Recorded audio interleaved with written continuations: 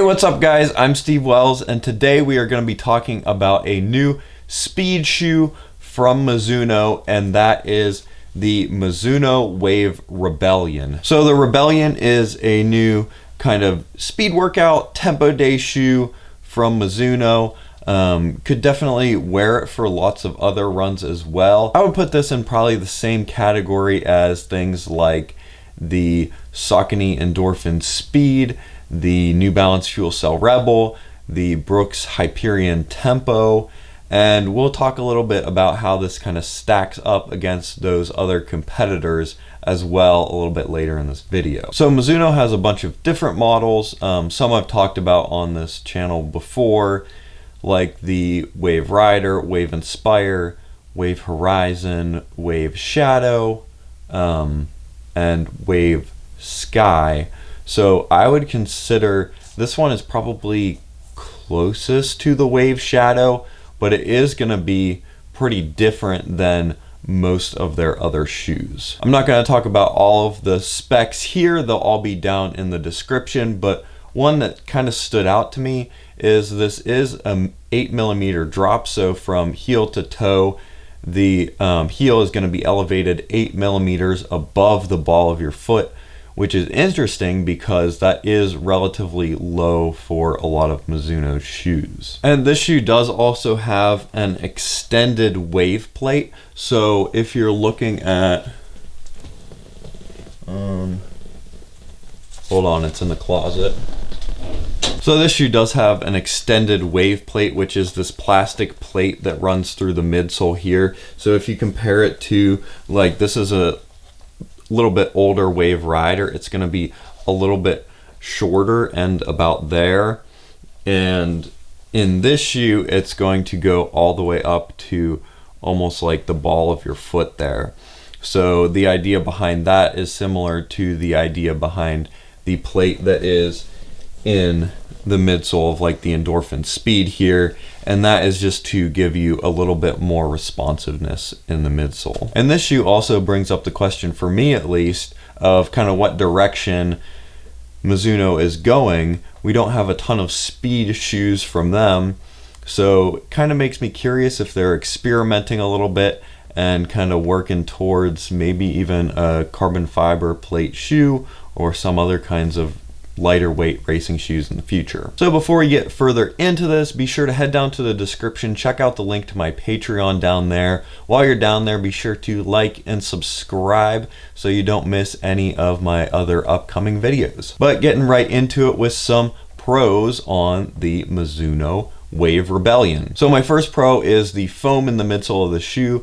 It's a newer TPU foam from Mizuno called Enerzy Lite, and I would say that probably the closest in the competitors to this foam would be the Power Run PB that they use in the Saucony Endorphin Speed and the Endorphin Pro. It's just nice and lightweight, especially compared to a lot of Mizuno's other shoes.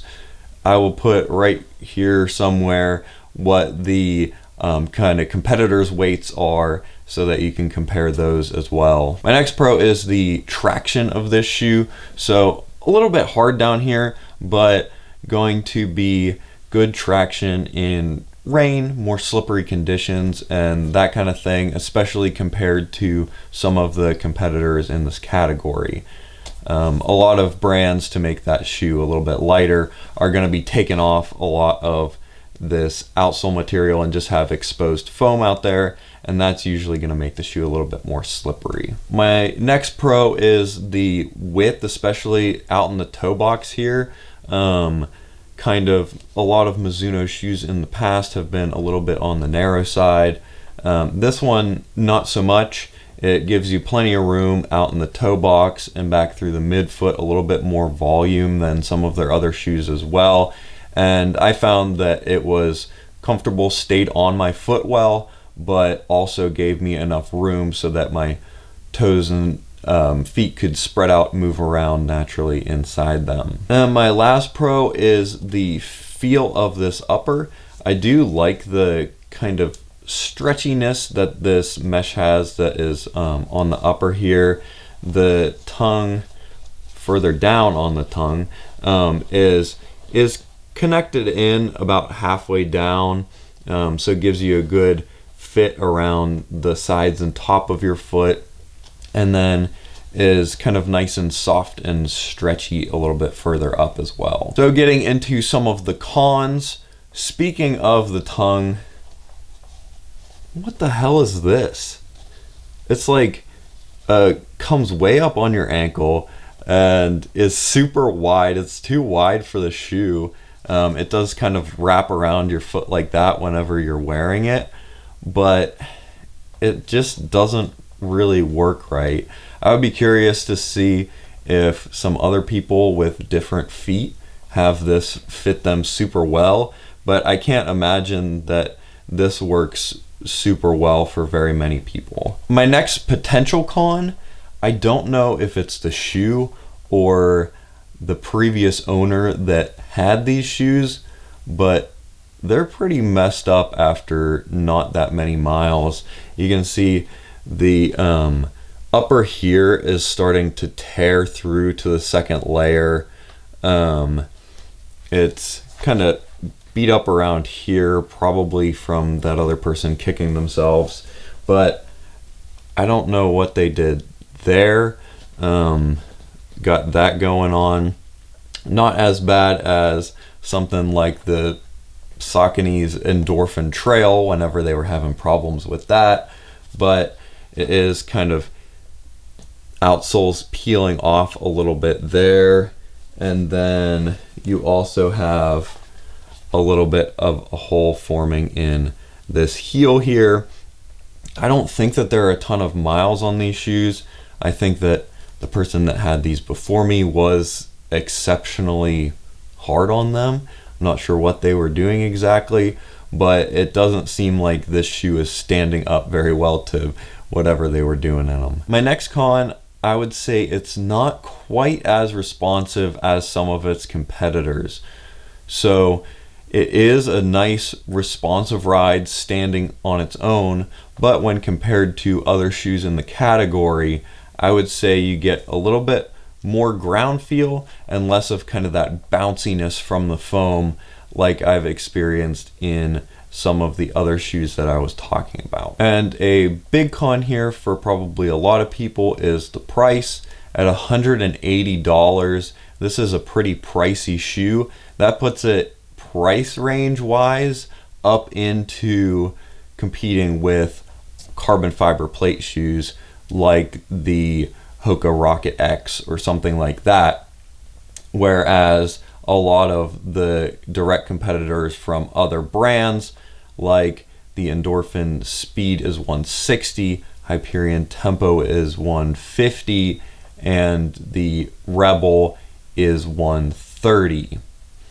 So price wise, even if it feels equally as good as those other ones, it is going to be a little bit more expensive. And my last con, I don't know if this is nitpicking too much, but my girlfriend noticed it when I was running in them. I noticed it the entire time I was running in them, and that is that this outsole is pretty hard. It's like more plasticky than rubbery, and it makes it super loud. It sounds like you're a horse when you're running in them. I'll let you listen for a second.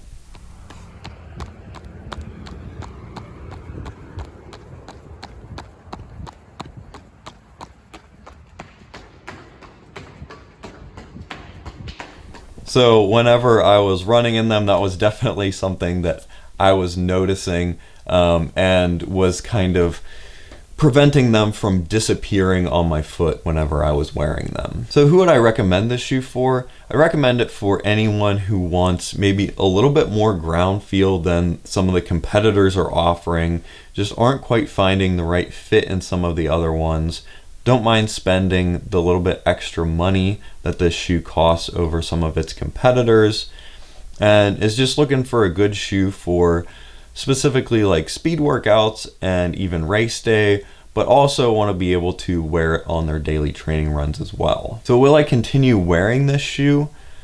I would if there weren't other ones in the category that I liked slightly more. And also, if I was buying them, I would be looking at even some of the carbon plated shoes are going to be in that 180 range. So if it was me, I would probably save a little bit of money and go with one of those other ones. And that's not to say that I don't really like this shoe. It's just with the way pricing is with running shoes right now, it lands itself in more expensive for its category, and I'm not sure that it delivers that extra value that you would be spending that extra money on. So it might be worth checking out some of its competitors as well to compare to. So I hope this video was helpful. If it was, be sure to like and subscribe down below. Check out the link to my Patreon while you're down there. I've got some videos on some of the other shoes I was talking about, and I will talk to you guys next week.